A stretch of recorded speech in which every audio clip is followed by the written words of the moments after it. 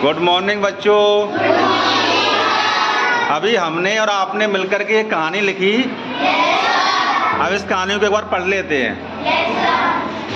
एक लड़का था राहुल, बोलना है। एक लड़का था राहुल, वह बहुत पतला था। वह खेत में भागकर गया। वहाँ उसने आम का पेड़ देखा। उसने आम का मीठा फल खाया। उसे आम खाकर बहुत मज़ा आया और वह घर आ गया। उसने घर आकर अपनी काली गाय को हरा चारा खिलाया। अब इस कहानी में से क्या करना है कि गतिविधि करवाते हैं। इस कहानी से जो क्रिया शब्द हैं उनको हटाना है। क्रिया शब्दों को हटा करके बताना है कहानी कैसी लगती है। फिर जैसे बताओ, इसमें कहाँ पर क्रिया है? हाँ, भाग कर गया। इसको यदि हटा दें, इसको करते हैं अंडरलाइन। भाग कर गया। अब पढ़ना वहाँ से, वह खेत में नहीं, पहले इसी को पढ़ते हैं। वह खेत में, अब भाग कर गया, ये तो हटा दिया। पूरा सेंटेंस बन नहीं पा रहा तरीके से, हैं? अब क्या हटाते हैं? देखा, ये क्रिया है, देखा। अब पढ़ना इसको, वहाँ उसने आम का पेड़, यानी कुछ सेंस समझ में नहीं आ रहा है। वहाँ उसने आम का पेड़ देखा, हटा दिया अपन ने। कुछ सेंस समझ में आ रहा है कुछ इसका? अच्छा, आगे बढ़ते हो। उसने आम का मीठा फल खाया। अब खाया हटा दो, फिर पढ़ना क्या लिखा है अब? यानी वाक्य जम नहीं रहा है। वाक्य की जो शोभा थी वो गायब हो रही है। अच्छा, इसमें कुछ विशेषण भी है क्या? कौन सा है विशेषण?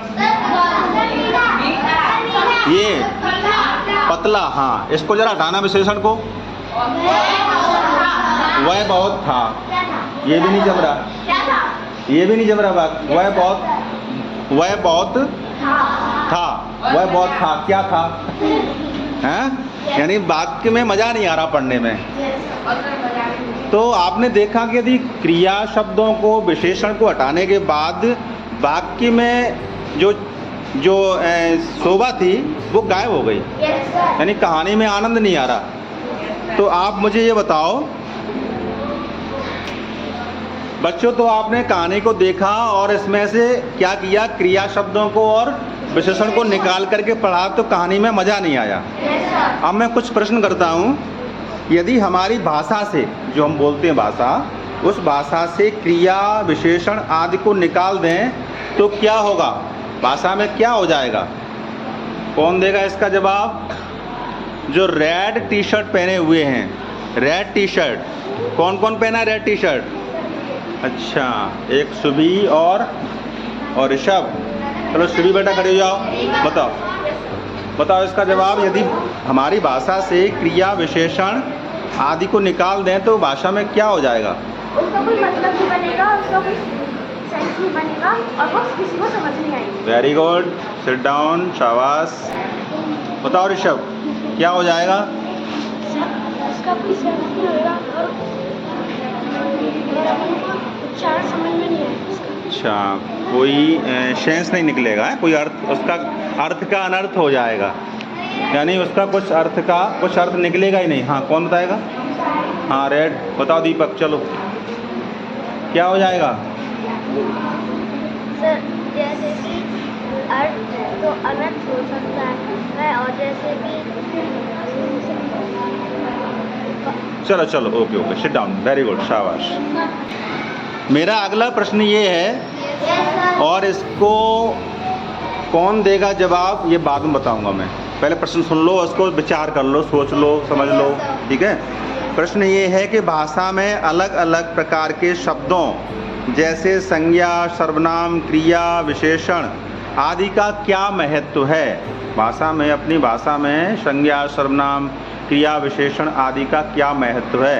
आप 1 मिनट में इसको विचार कर लो, फिर मैं बताऊंगा कि कौन इसका जवाब देगा। बच्चों 1 मिनट पूरा हो चुका है। Yes, sir. अब इसका जवाब जिसको आ रहा है वो हैंड रेज कर लो। लक्ष्मी खड़ी जा बेटा, बताओ। अगर इन सबको हटा दिया जाए तो जो वाक्य बनेंगे उनमें कोई सेंस नहीं निकलेगा और उन्हें हम समझ नहीं पाएंगे कि ये क्या है। Okay, thank you, sit down, very good.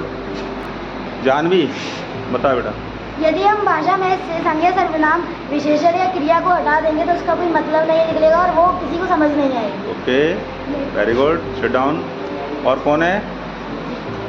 अच्छा, अगर हम ना वाक्यों में से वो विशेषण क्रिया ये सब हटा देंगे तो उसका कोई मतलब ही नहीं रहेगा सर, तो किसी को समझ नहीं। Okay, thank you, sit down, very good.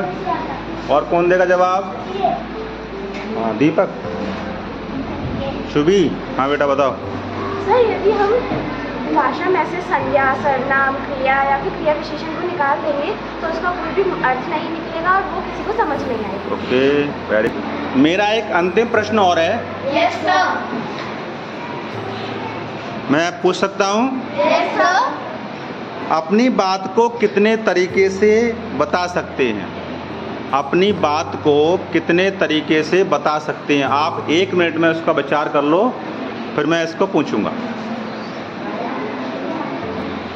हाँ तो बच्चों 1 मिनट हो चुका है। कौन कौन इसका जवाब देगा? वाह, इतने सारे बच्चे। हाँ चलो खड़े जाओ बेटा, बताओ। दो प्रकार से। कौन कौन से प्रकार हैं? लिखित भाषा और मौखिक भाषा। कौन कौन से? लिखित भाषा और मौखिक भाषा। लिखित भाषा और मौखिक भाषा। वेरी गुड, शाबाश, सिट डाउन। क्या क्या बताया आपने? मौखिक, लिखित और सांकेतिक। हाँ शुभी बताओ, अभी बताओ बेटा। सर हम इन तीनों भाषा का प्रयोग करके सामने वाले को हम अपनी बात बता सकते हैं, मौखिक, लिखित और सांकेतिक। Very good. हाँ और कौन बताएगा? हाँ बताओ जानवी। सर अपनी बात को रखने के 3 प्रकार होते हैं, मौखिक, लिखित और सांकेतिक। Very good, sit down. इसके अलावा कोई जवाब और है? हाँ लक्ष्मी बताओ।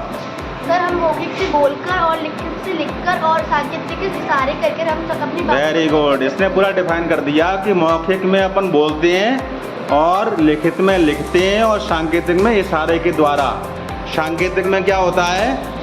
भाषा के 3 प्रकारों में सांकेतिक में इशारे से बताते हैं, ना तो उसमें लिखते हैं और ना ही उसमें बोलते हैं। तो कुल मिलाकर भाषा के कितने प्रकार हो गए? 3 प्रकार। पहला कौन सा हुआ? मौखिक। दूसरा सिट डाउन, तीसरा सांकेतिक। तो बच्चों आपने देखा कि व्याकरण में शब्द भेदों का कितना महत्व है। यदि शब्द भेदों को व्याकरण से अलग कर दिया जाए तो भाषा का कोई रूप बचेगा ही नहीं। अपन उसको ना बोल सकते हैं तरीके से और ना लिख सकते हैं, हाँ, ना कोई समझ पाएगा उसको। तो आज जो पाठ पढ़ाने वाले हैं उसका मूल उद्देश्य क्या है? व्याकरण के नियमों को समझना, यानी व्याकरण के जितने भी नियम हैं उनको समझना, उनके शब्द भेदों पर चर्चा करना। तो मैं कौन सा पाठ पढ़ाने वाला हूँ आज? कौन सा पाठ? व्याकरण। कौन कह रहा है? क्या कह रहे हो? व्याकरण परिवार, हिंदी पाठ 5 व्याकरण परिवार, उसी को पढ़ाने वाला हूँ। तो लेकिन उसको पढ़ाने के लिए मैं पात्रों के द्वारा पढ़वाऊँगा। उसमें पात्र बनाएंगे।